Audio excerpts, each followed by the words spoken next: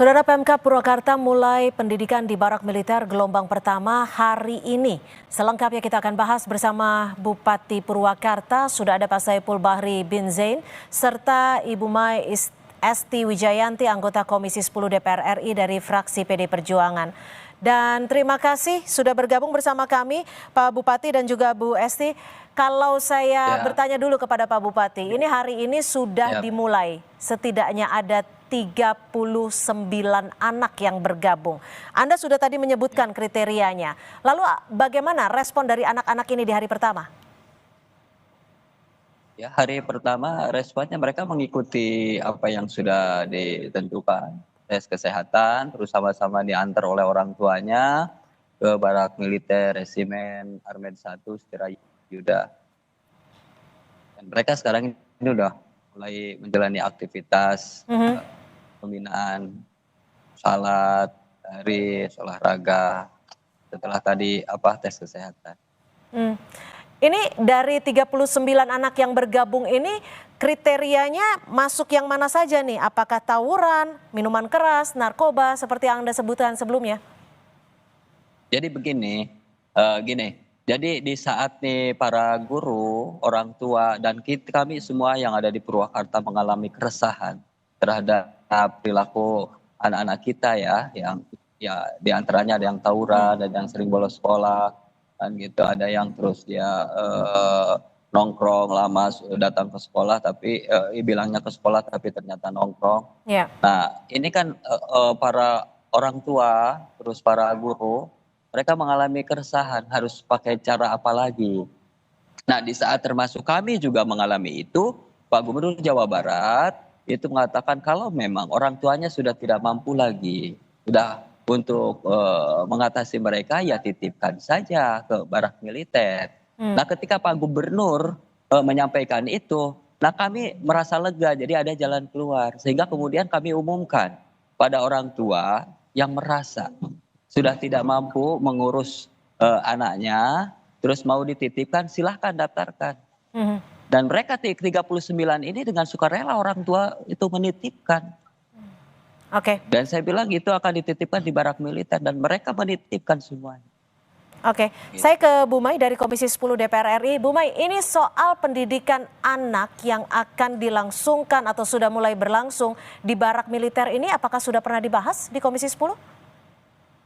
Iya, terkait dengan ide dan gagasan Pak Gubernur Jawa Barat ini sama sekali memang belum kita bahas di Komisi 10 karena ide ini kan baru saja disampaikan dan kami belum melakukan pemanggilan ataupun undangan kepada yang terhormat Bapak Deddy Mulyadi maupun belum ada pembahasan dengan Dikdasmen. Tetapi pada prinsipnya saya jujur Pak Widadi sebagai Pak Bupati tadi menyampaikan, Bupati Purwakarta menyampaikan, mengapa ya saya rasanya mau menangis begitu. Dari awal ini seolah-olah anak-anak ini sudah mendapat diskriminasi. Dia mempunyai hak-hak yang harus kita berikan kepada mereka. Dia juga dilindungi dengan hak-hak perlindungan anak. Sehingga ide ini saya sangat berharap sebenarnya tunda dulu, lakukan pengkajian secara mendalam. Baru kemudian dieksekusi kalau memang secara kajian itu memungkinkan dan tidak akan berpengaruh besar ke depan. Jadi mengapa saya mengatakan saya hampir menangis? Saya sering berhubungan, berkomunikasi dengan anak-anak yang mempunyai kebutuhan khusus di dalam hal ini karena masalah sosial. Lalu mereka juga ditangkap di kantor dibawa ke kantor polisi karena dia punya kegiatan klitih atau tawuran kalau di Jogja. Ataupun mereka-mereka yang dikategorikan anak-anak nakal.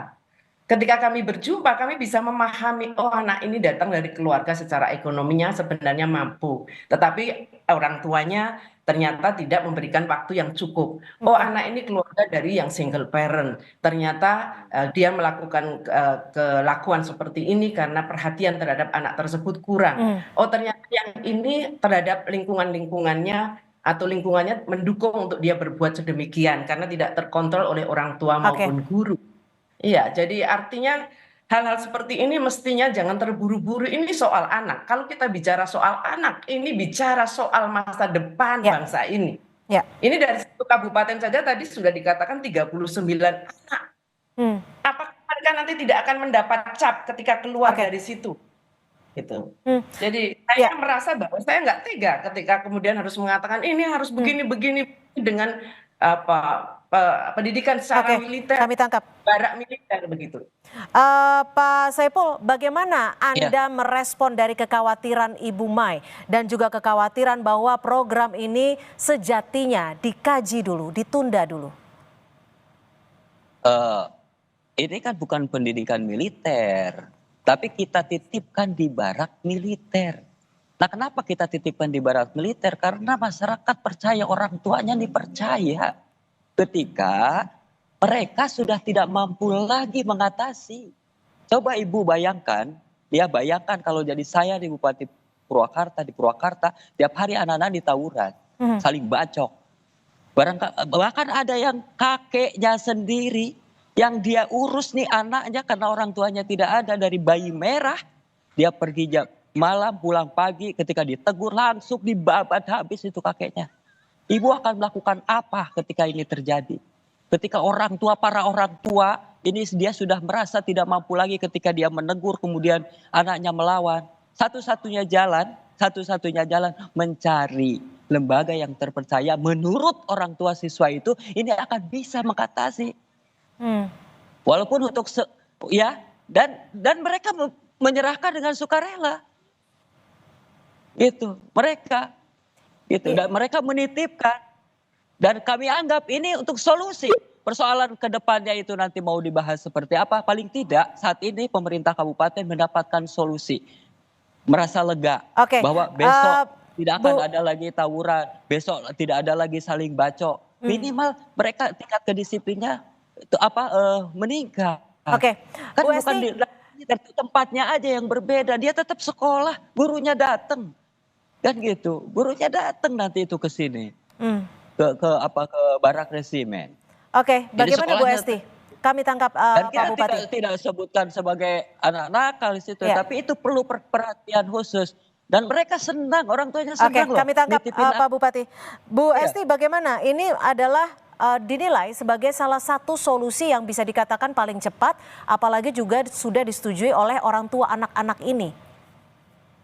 Ya, sekarang ini silakan Bu Esti. Kalau Ibu tadi sedih nangis, orang tua siswa ini sudah duluan nangis, Bu, dari pagi. Dari Bupati, kemarin sudah duluan. Izin. Iya, Ibu. Ya, ini monggo. Dulu seorang guru sebelum menjadi anggota DPRD ataupun DPR RI sekarang, saya sering berhadapan dengan persoalan seperti itu. Kemudian sekarang saya pun ketika menjadi anggota DPR RI, Bapak Ibu boleh cek. Saya juga cukup dekat dengan orang-orang atau kawan-kawan anak-anak yang mungkin dianggap nakal. Saya beberapa kali ke kantor polisi, beberapa kali harus menyapa mereka. Nah, pertanyaan saya, apakah orang tua paham akibat secara psikologis terhadap anak-anaknya yang dititipkan di dalam pendidikan yang berada di barak militer? Apapun. Tadi Bapak sampaikan ketika terjadi pembacokan pasti bukan di situ tempatnya. Kalau bicara pembacokan itu sudah ada undang-undang tersendiri. Membunuh, kemudian menyakiti, terluka, itu kan sudah ada undang-undang hukum yang bisa dilakukan, bukan di tempat itu. Artinya di tempat itu mungkin berkelahi yang tidak sampai kemudian membuat sakit, tidak sampai menghilangkan nyawa. Kemudian mungkin suka nongkrong tengah malam tidak belajar, atau mungkin juga melakukan pembulian terhadap teman-temannya. Sebentar, saya tahan dulu, Ibu Esti.